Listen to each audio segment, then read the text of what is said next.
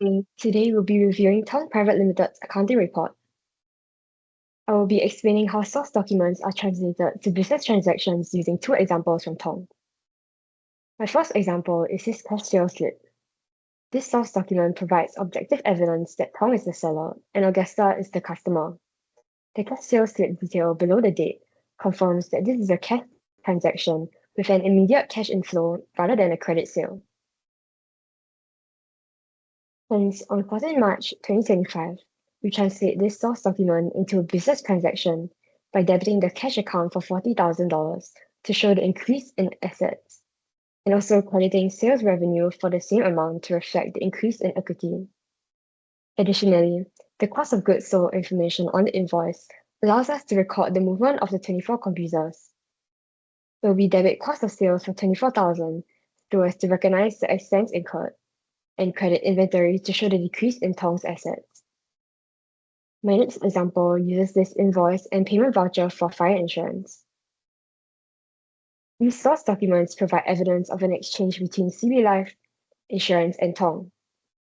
Invoice specifically states that the $2,800 total is payable annually in advance. This allows us to translate this as a prepaid insurance asset rather than an immediate expense. Thus, on the transaction date of 1st March 2025, we debit prepaid insurance for $2,800 and credit cash for the same amount using the payment voucher check number 109 as proof of the payment made.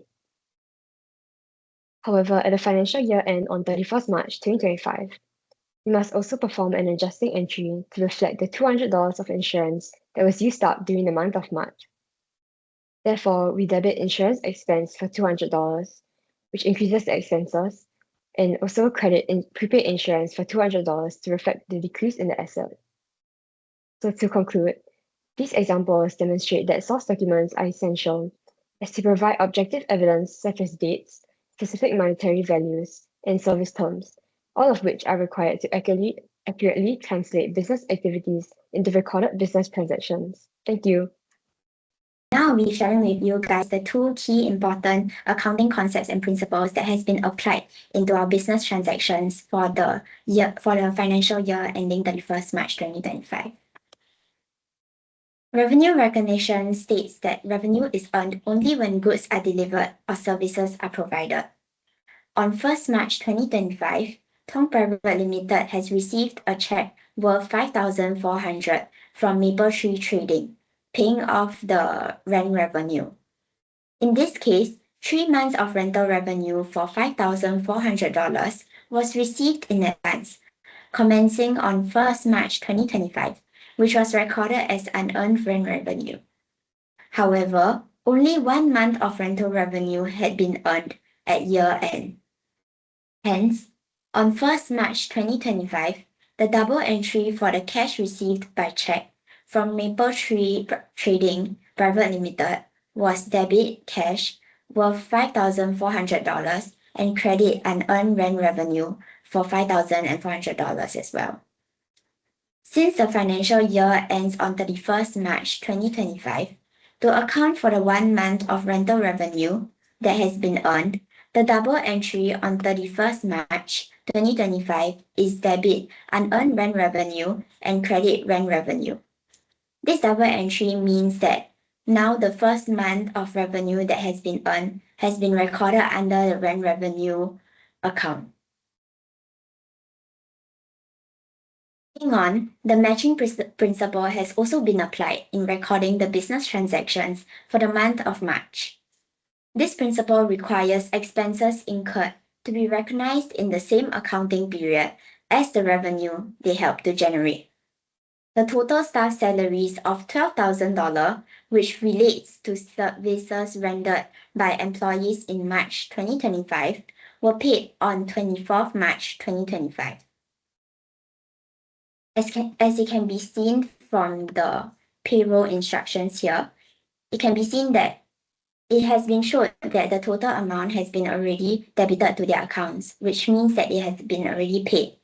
Hence, the double entry that has been recorded on 24th March 2025 is debit salary expense $12,000 and credit cash for $12,000 as well.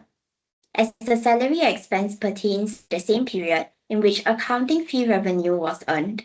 It is recognized in March 2025 to ensure that expenses are properly matched against against revenue, thereby enabling an accurate measurement of profit for the period.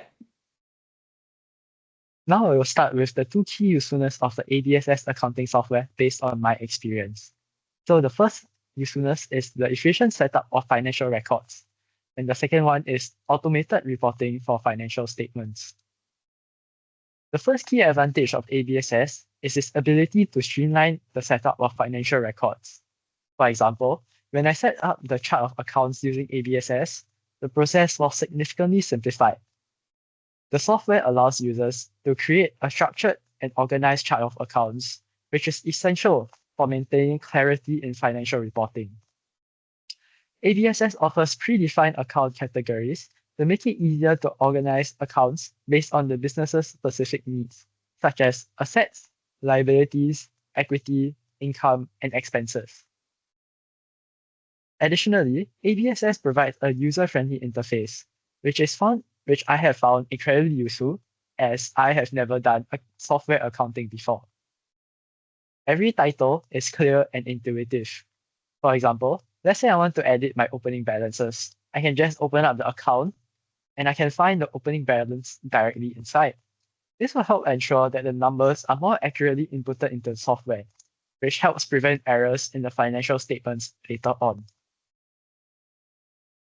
Now moving on to the second key usefulness of ABSS's ability to automate the generation of essential financial reports. So once the opening balances and journal entries are entered, the software can generate a general journal, which is under transaction journal, a trial balance, which is under accounts, the statement of financial position, which can be found under the balance sheet, and the statement of profit and loss, which is under profit and loss year to date.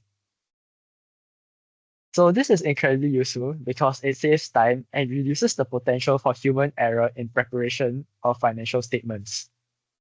For example, when I did my financial position manually, which is on the right, I often categorized them wrong or calculated the numbers wrongly. Look at how messy the one on the right is. However, this will not happen with ABSS. The statement of financial position are automatically categorized, which ensures that they comply with accounting standards, thus making the process more efficient and reduces the likelihood of errors. In summary, ABSS accounting software provides two main benefits that are essential for any accounting task. It simplifies the setup of financial records, including the chart of accounts and opening balances. And it automates the generation of key financial reports, saving time and improving accuracy. These enhance the efficiency of accounting processes and increases accuracy,